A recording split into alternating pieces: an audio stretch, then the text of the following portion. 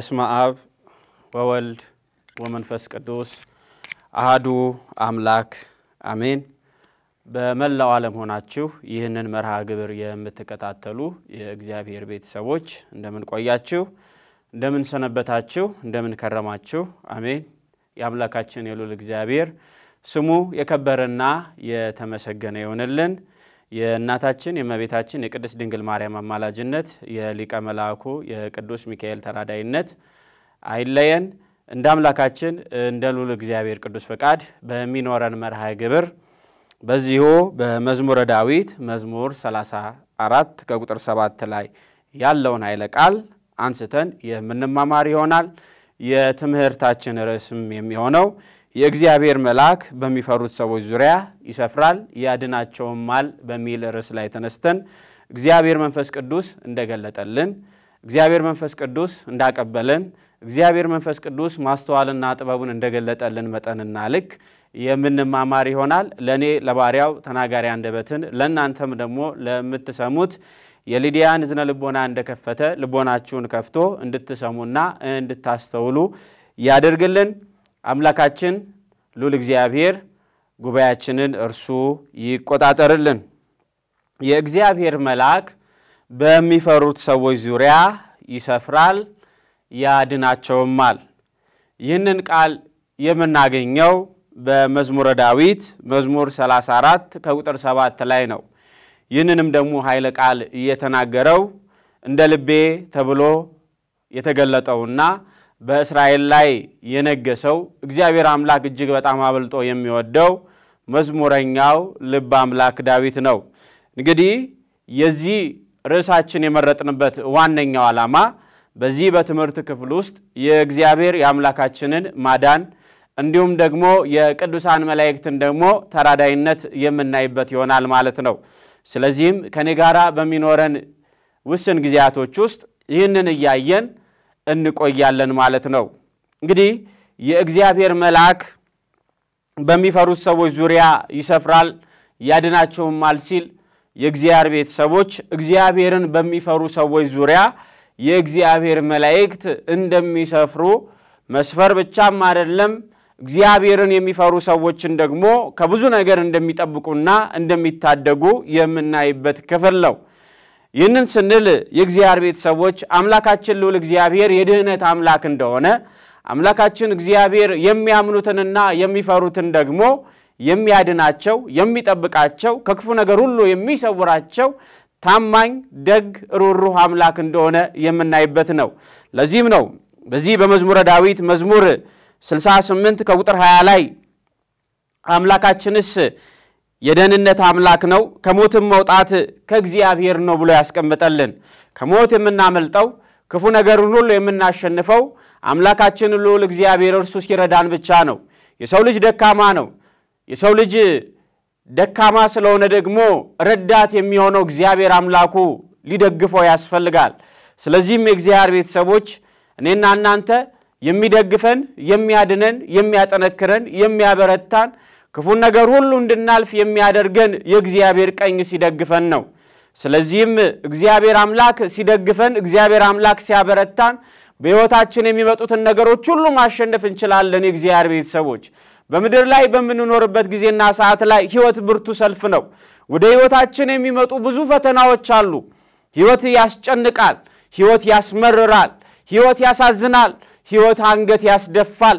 ያንን ሁሉ ነገር የምናልፈው ግን አባታችን እግዚአብሔር ሲረዳን ብቻ ነው። የእግዚአብሔር ቤተሰቦች እግዚአብሔር ሲረዳን ክፉን ነገር እናልፋለን። እግዚአብሔር ሲጠብቀን ክፉን መንገድ ሁሉ እንሻገረዋለን። እግዚአብሔር ከኛ ጋር ሲሆን እነዛ የጠቆሩ ቀናቶች የሚያልፉ ይሆናሉ። እግዚአብሔር ከኛ ጋር ሲሆን አሸናፊዎች እንሆናለን። እግዚአብሔር ከኛ ጋር ሲሆን ሞት እንኳን ቢመጣ እናሸንፈዋለን። ስለዚህም የእግዚአብሔር አዳኝነት ያስፈልገናል። ለዚህም ነው አምላካችን የደህንነት አምላክ ነው አለ።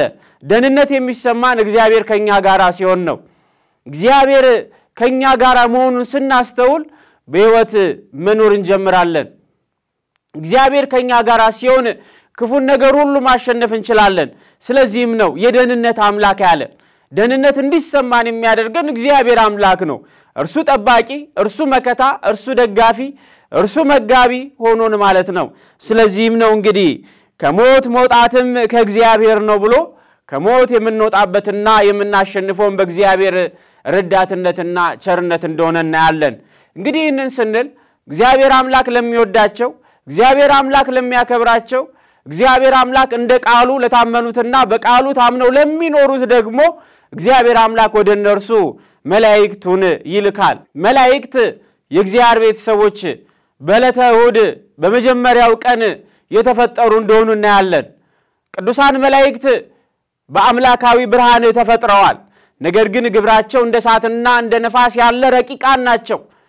መላእክት ረቂቃን ሆነው ሳለ ነገር ግን የእግዚአብሔር ቤተሰቦች እግዚአብሔር አምላክን ለማመስገን እንደዚሁ ደግሞ የሰውን ልመና ወደ እግዚአብሔር የእግዚአብሔር ምሕረት ቸርነት ደግሞ ወደ ሰው ለማምጣት ለምስጋና እንደተፈጠሩ እናያለን ማለት ነው።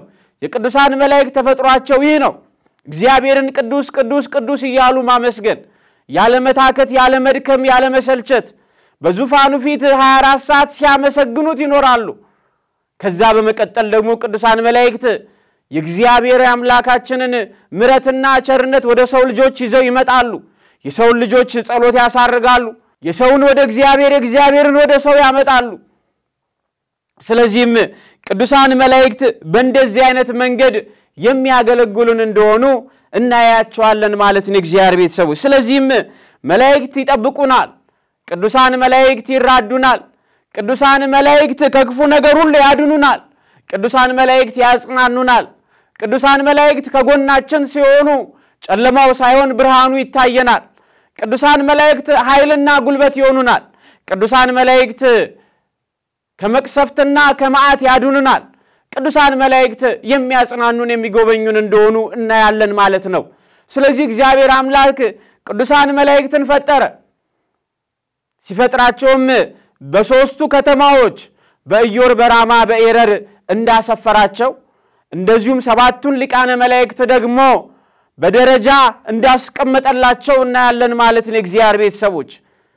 ስለዚህም የቅዱሳን መላእክት ተራዳይነት በመጽሐፍ ቅዱስ ውስጥ በብዙ ቦታ በብዙ ጎኑ ተጽፎ የምናገኘው ይሆናል። የእግዚአብሔር ወዳጅ የሆኑት ሁሉ ቅዱሳን መላእክት እየመጡ ሲራዷቸው እናያለን። እግዚአብሔርን የሚፈራ ፈሪሃ እግዚአብሔር ያለው እንደ ትእዛዙ እንደ ሕጉ የሚኖር ሰው ቅዱሳን መላእክት ከጎኑ ሲሆኑ ቅዱሳን መላእክት ሲያጽናኑት ቅዱሳን መላእክት ክፉን ሁሉ እንዲሻገር ሲያደርጉት በመጽሐፍ ቅዱስ ውስጥ የምንመለከት ይሆናል ማለት ነው። ስለዚህም እግዚአብሔርን ለሚፈሩ ሰዎች መላእክት እንደሚገለጡላቸው እግዚአብሔርን ለሚፈሩ ሰዎች ደግሞ መላእክቱ ምን እንደሚያደርጉላቸው ጠቅለል አድርገን በዚህ በትምህርት ክፍላችን የምናየው ይሆናል ማለት ነው እግዚአብሔር ቤተሰቦች። ስለዚህም የእግዚአብሔር መልአክ በሚፈሩት ሰዎች ዙሪያ ይሰፍራል ያድናቸውማል እንዳለን ቃሉ እግዚአብሔርን ለሚፈራ ሰው ፈሪሃ እግዚአብሔር ላለው ሰው እግዚአብሔር አምላኩን ቃሉን አክብሮ እንደ ሕጉና እንደ ትእዛዙ ለሚኖር ሰው ቅዱሳን መላእክት ምን ያደርጉለታል ብለን ስናስብ የእግዚአብሔር ቤተሰቦች እግዚአብሔርን ለሚፈሩ ሰዎች መላእክቱ ምን ያደርጉላቸዋል ስንል በዛ ውስጥ የምናገኛቸው የተወሰኑ ነጥቦች ይኖሩናል። ያንን እንማማራለን። እነዛን ነጥቦች እናያለን። እነዛን ነጥቦች ደግሞ እንደገና አይተን በመጽሐፍ ቅዱስ ውስጥ ያለውን ታሪክ ደግሞ እየተመለከትን ወደ ሕይወታችን የምናስገባ ይሆነናል ማለት ነው። ስለዚህም አሁን ላለንበት ዘመን የእግዚአብሔር ቤተሰቦች የቅዱሳን መላእክቱ ተራዳይነት ያስፈልገናል። ሕይወት ብርቱ ሰልፍ ነው። ሕይወት አስቸጋሪ ነው። ሕይወት እጅግ በጣም በፈተናዎችና ውስብስብ በሆኑ ነገሮች ውስጥ የተሞሉ ናቸው። ስለዚህም የቅዱሳን መላእክቱ ተራዳይነት ያስፈልገናል። ስለዚህም አሁንም እግዚአብሔር የቅዱሳን መላእክቱን ተራዳይነት እንደዚሁ ወደ ሕይወታችን ይላክልን። የቅዱሳን መላእክት እንደዚሁ አጽናኝነታቸው ረዳትነታቸው በሕይወት ዘመናችን ሁሉ ይከተለን። ስለዚህም እግዚአብሔርን ለሚፈሩ ሰዎች መላእክቱ ምን ያደርጉላቸዋል ስንል በመጀመሪያ የምንመለከተው በመንገዳቸው ይመሯቸዋል። የእግዚአብሔር ቤተሰቦች እግዚአብሔርን የሚፈራ ሰው ፈሪሃ እግዚአብሔር ያለው ሰው ቅዱሳን መላእክት መጥተው በመንገዱ ሁሉ ይመሩታል። መንገዱን ያሳዩታል። ወዴት መሄድ እንዳለበት እንዴት መኖር እንዳለበት የሕይወቱን ኮምፓስ የሚያሳዩትና አቅጣጫውን የሚያስተካክሉለት ይሆናሉ። ቅዱሳን መላእክት ከኛ ጋር ሲሆኑ በምን አይነት መንገድና ሕይወት መኖር እንዳለብን የሚያሳዩን ይሆናል። ስለዚህም ነው በመንገዳቸው ይመሯቸዋል ይለናል። በዚሁ እግዚአብሔርን ለሚፈሩ ሰው የመንገዱ መሪ እግዚአብሔር ነው። እግዚአብሔር ደግሞ ቅዱሳን መላእክቱን ይልክለታል። ሳይደነቃቀፍ መከራና ስቃይ ሳይደርስበት በአውሎ ንፋስና በወጀብ ሳይጠፋ ቅዱሳን መላእክት በመንገዱ እንዲሄድ ያደርጉታል ጠብቀው። ስለዚህም ነው በመጽሐፍ ቅዱስ ውስጥ እንደምንመለከተው እስራኤልን ታላቁና ኃያሉ ሊቀ መላእክት ከሰባቱ ሊቃነ መላእክት መካከል አንዱና ዋነኛ የሆነው ቅዱስ ሚካኤል ሲመራቸው እንደዚሁም ልጇን ይዛ የተሰደደችውን አጋርን በበረሃ መንገዷን እንዳቀናላት ውሃ ፍልቆ ከጥሟ እንዳረካት የምናየው የመንገዷ መሪ እንደነበረ የምናየው ማለት ነው። ስለዚህም ቅዱሳን መላእክት እግዚአብሔርን ምንፈራ ከሆነ ፈሪሃ እግዚአብሔር ካለን የመንገዳችን መሪ እንደሚሆኑ እናያለን ማለት ነው። ለዚህም በመጽሐፍ ቅዱሳችን ክፍል ውስጥ በኦሪት ዘጸአት ምዕራፍ 23 ከቁጥር 20 እስከ 23 ባለው እንደዚህ ይለናል። በመንገድህ ይጠብቅ ዘንድ ወዳዘጋጀሁትም ስፍራ ያገባ ዘንድ እነሆ እኔ መልአክን በፊትህ እሰዳለሁ። በፊቱ ተጠንቀቅ፣ ቃሉንም አድምጥ። ስሜም በእርሱ ስለሆነ ኃጢአት ብትሰራ ይቅር አይልምና አታስመርሩት። አንተ ግን ቃሉን ብትሰማ ያልሆንም ሁሉ ብታደርግ ጠላቶችን እጣላቸዋለሁ፣ የሚያስጨንቁህንም አስጨንቃቸዋለሁ። መልአኬ በፊትህ ይሄዳልና ወደ አሞራውያንም ወደ ኬጣውያንም ወደ ፌርዛውያንም ወደ ከነዓናውያንም ወደ ኤዊያውያንም ወደ ኢያቡሳውያንም ያገባሃል፣ እኔም አጠፋቸዋለሁ ይላል። ስለ ቃሉ የአምላካችን የልዑል እግዚአብሔር ስሙ የከበረና የተመሰገነ ይሁን። በመንገድህ እመራሃለሁ ይላል የእግዚአብሔር ቃል። የመንገዳችን መሪ ማን እንደሆነ ሲያሳየን እዚህ ላይ በመንገድህ ይጠብቅ ዘንድ አለ፣ ወዳዘጋጀሁትም ስፍራ ያገባ ዘንድ አለ። የእግዚአብሔር ቤተሰቦች መንገዳችን ብዙ ነው። ብዙዎቻችን በመንገድ ነው ያለነው። የሕይወት መንገድ አለን። ብዙዎቻችን በትዳር መንገድ ውስጥ አለን። የእግዚአብሔር ቤተሰቦች የኑሮ መንገዳችን ብዙ ነው። ትምህርት ራሱን የቻለ አንድ መንገድ ነው። ሕይወት ራሱን የቻለ አንድ መንገድ ነው። ቤተሰብ መምራትና ማስተዳደር ራሱን የቻለ አንድ መንገድ ነው። መንገዳችን ብዙ ነው። ያንን መንገድ ደግሞ ጠብቆ በቀናው መንገድ እየመራ ሳንደቃቀፍና ሳንወድቅ ከሕጉና ከሥርዓቱ ሳንወጣ እንሄድ ዘንድ ቅዱሳን መላእክት ያስፈልጉናል የእግዚአብሔር ቤተሰቦች። ምክንያቱም ፈተናው በብዙ መንገድ ይመጣል። እነዛን ፈተናዎች የሚያስጨንቁንን ነገሮች ሁሉ እንዲያሳልፍልን ቅዱሳን መላእክት ያስፈልጉናል። ስለዚህም ነው በመንገድ ይጠብቅ ዘንድ ያለው። እርግጥ ነው ይህ የተጻፈው ለእስራኤላውያን ነው። እስራኤላውያንን 40 ዘመን እየመራ ቅዱስ ሚካኤል በበረሃው እየመራቸው ያንን አስቸጋሪውን ቦታና አስቸጋሪውን መልክዓ ምድር አልፈው ቃል ወደ ተገባላቸው ምድረ ርስት እንዲገቡ አድርገዋቸዋል። እኔና እናንተንም ዛሬ ፈተና የሚሆንብንን ነገር ሁሉ የሕይወት አልፈነው እግዚአብሔር አምላክ ወዳቀደልን ወዳዘጋጀልን እንድንገባ የቅዱሳን መላእክቱ ተራዳይነት ያስፈልገናል። ነገር ግን እንደዚህ ይላል፣ እነሆ እኔ መልአክን በፊት እሰዳለሁ ይልና በፊቱ ተጠንቀቁ፣ ቃሉንም አድምጡ፣ ስሜም በእርሱ ስለሆነ ኃጢአት ብትሰሩ ይቅር አይልምና አታስመርሩት ይላል። በቅዱሳን መላእክት ላይ ያለው ስም የእግዚአብሔር ነው። ስሜም በእነርሱ ላይ አለ ይላል። ቅዱሳን መላእክት የአምላካቸውን የልዑል እግዚአብሔርን ስም ነው በላያቸው ላይ ተሸክመው ያሉት። ረቂቃን ናቸው። ረቂቅ የሆነውን የእግዚአብሔርን ስም ደግሞ ተሸክመዋል። ስለዚህም እንዳታስመርሩ ይላል።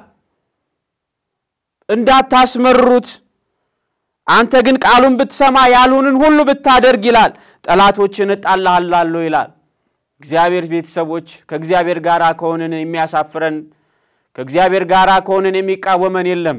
መንገዳችን የቀና ይሆናል እግዚአብሔር አምላክ በፊታችን መልአኩን ሰዷልና እግዚአብሔር አምላክ ሕጌን ከጠበቃችሁ አለ በመንገዴ የምትሄዱ ከሆነ አለ መልአኩን እልካለሁ አለ እንደገና የሚያስጨንቋችሁን አስጨንቃለሁ አለ የሚጣሏችሁን እጣላለሁ አለ የእግዚአብሔር ቤተሰቦች በብዙ ነገር ውስጥ ተከበን ይሆናል ነገር ግን እኔና እናንተ መጀመሪያ ማስተዋልና መመልከት ያለብን አካሄዳችንና አቋቋማችን ህይወታችን ያለው እንደ ሕጉና እንደ ሥርዓቱ እግዚአብሔር አምላክ በሚፈልገው መንገድና ጎዳና እየሄድን ነው ወይ ብለን ራሳችንን ልንጠይቅ ያስፈልጋል እንደ ሕጉ ምን ኖር ከሆነ ለቃሉ ታማኝ ከሆነን ቅዱሱ መጽሐፍ እንደሚያዘን በንስሐ እየተመላለስን ህይወታችንን የምንኖር ከሆነ እግዚአብሔር አምላክ በቃሉ ታማኝ ነው ከኛ ጋር ይሆናል በሥራ ገበታችንም በትምህርት ገበታችንም ይሆናል በህይወታችን ውስጥ ንስሐ እየገባን ነፍስ አባት ይዘን ስጋው ደሙን እየተቀበልን አግባብነት ባለው ኦርቶዶክሳዊ ቤተሰብ የምንኖር ከሆነ የእግዚአብሔር ቤተሰቦች የሚጣሉልን እግዚአብሔር አምላክ ይጣላልናል የሚያስጨንቁንን እግዚአብሔር አምላክ ያስጨንቅልናል ይህንን ደግሞ የሚያደርገው በፊታችን መልአኩን ልኮ ነው ስለዚህም እግዚአብሔርን ለሚፈሩ ሰዎች መላእክቱ ምን ያደርጉላቸዋል ስንል የመጀመሪያው በመንገዳችን ይመሩናል እንደ ቃሉ የሚኖሩትን በመንገዳቸው ይመሯቸዋል ስለዚህም ይህን ልብ ልንለው ያስፈልገናል ማለት ነው ሌላኛውና ሁለተኛው የምናየው እግዚአብሔርን በሚፈሩ ሰዎች መላእክቱ ምን ያደርጉላቸዋል ስንል ጸሎታቸውን ያሳርጉላቸዋል ቅዱሳን መላእክት ጸሎት አሳራጊ እንደሆኑ በመጽሐፍ ቅዱስ ውስጥ እናያለን ጸሎታችንን ልመናችንን ወደ እግዚአብሔር የምናቀርበውን በእንባ ሆነን የምናለቅሰውን ተንበርክከን በፊቱ ለምናቀርበው ምህላ ጸሎታችንን ቅዱሳን መላእክት ወደ እግዚአብሔር ፊት እንዲደርስ ያደርጋሉ እግዚአብሔር አምላክ ጸሎታችንን ሰምቶ የሚበጀንን የሚያስፈልገንን ለህይወት የሚሆነንን ወደኛ ይልክልናል ማለት ነው ስለዚህም ነገር ደግሞ በዚሁ በሉቃስ ወንጌል ምዕራፍ 1 ከቁጥር 13 ላይ እንመለከተዋለን መልአኩም እንዲህ አለው ዘካርያስ ሆይ ጸሎት ተሰምቶልሃል አለው አትፍራ ሚስት ኤልሳቤጥ ወንድ ልጅ ትወልድልሃለች ስሙንም ዮሐንስ ትለዋለህ አለ ካህኑ ዘካርያስ ወደ ቤተ መቅደስ ሊያጥን በገባ ጊዜ በቤተ መቅደስ ውስጥ ሊቀ መላእክቱ ቅዱስ ገብርኤልን አገኘው የእግዚአብሔር ቤተሰቦች ጸሎት ተሰምቶልሃል አለ እግዚአብሔር አምላክ የኛንም ጸሎታችንን ይስማን እግዚአብሔር አምላክ ጸሎታችንን ይቀበልልን የእግዚአብሔር ቤተሰቦች ሊቀ መላእክቱ ጸሎታችንን ያሳርግልን እንዴት አይነት የምስራች ነው እንዴት ያለ ልብን የሚያሞቅ ደስ የሚል የምስራች ነው የእግዚአብሔር ቤተሰቦች ወደ ቤተ መቅደስ ሲገባ ያንን የቤተ መቅደሱን አገልጋይ ዘካርያስን ጸሎት ተሰምቶልሃል አለው መልአኩ ተገልጦለት ልመናውና ጸሎቱን ወደ እግዚአብሔር ወደ አምላኩ አሳርጎለት ስለዚህም ቅዱሳን መላእክት ከኛ ጋር ሲሆኑ በቤተ ክርስቲያን ሆነን መተን የምንቃትተውን በእንባ ሆነን የምናደርሰውን ጸሎት ያሳርጉልናል የእግዚአብሔር ቤተሰቦች እግዚአብሔር አምላክ ሩሩ አምላክ ነው እግዚአብሔር አምላክ ደግ አምላክ ነው እግዚአብሔር አምላክ ቸር መዓቱ የራቀ ምሕረቱ የበዛ አምላክ ነው የእግዚአብሔር ቤተሰቦች እግዚአብሔር ትቶኛል እግዚአብሔር ጸሎቴን አልሰማኝም እግዚአብሔር ከኔ ርቋል እግዚአብሔር ጠልቶኛል እግዚአብሔር ትቶኛል አንበል የእግዚአብሔር ቤተሰቦች እግዚአብሔር ተስፋ አይቆረጥም እግዚአብሔርን ይዞ እንዴት ተስፋ ይቆረጣል አምላካችን እግዚአብሔር እኮ የደህንነት አምላክ ነው እርሱ መሐሪ እኮ ነው እርሱ ይቅር ባይ እኮ ነው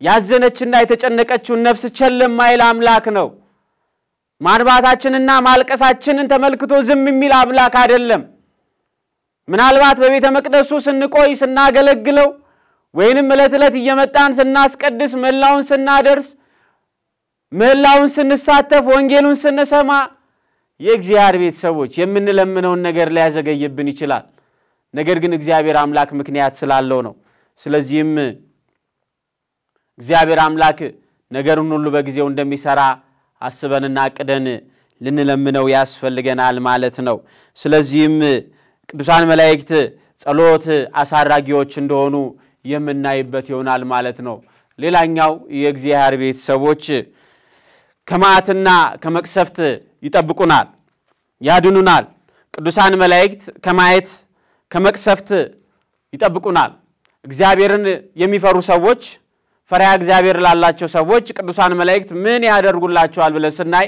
ከመዓትና ከመቅሰፍት እንደሚያድኗቸውና እንደሚጠብቋቸው እናያለን ማለት ነው ለዚህም ደግሞ በኦሪት ዘፍጥረት ምዕራፍ 19 ከቁጥር 1 ጀምሮ ያለውን ስንመለከተው ሁለቱም መላእክት ይለናል ሁለቱ መላእክት በመሸ ጊዜ ወደ ሰዶም ገቡ ሎጥም በሰዶም በር ተቀምጦ ነበር ሎጥም ባያቸው ጊዜ ሊቀበላቸው ተነሳ ፊቱንም ደፍቶ ወደ ምድር ሰገደ አላቸው ጌቶች ሆይ ወደ ባሪያችሁ ቤት አቅኑ ብሎ ወደ ቤቱ ይዟቸው ገባ ይለናል እግዚአብሔር ቤተሰቦች ወደ ቤቱም ይዟቸው ከገባ በኋላ የእግዚአብሔር ቤተሰቦች እነዛ ቅዱሳን መላእክት ሰዶምንና ገሞራን ሊያጠፉ ስለሆነ የመጡት ያቺ ከተማ ልትቀጣ ስለሆነ በዛች ከተማ ያለውን ደግሞ ንጹህን ሰው ሎጥንና ቤተሰቡን ለማዳን ስለመጡ ጎህን በቀደደ ጊዜ ይላል መላእክት ሎጥን ተነሳ ሚስትንም ከዚህ ያሉትን ሁለቱን ሴቶች ልጆችን ውሰድ በከተማይቱ ኃጢአት እንዳትጠፋ እያሉ ያስቸኩሉት ነበር ይለናል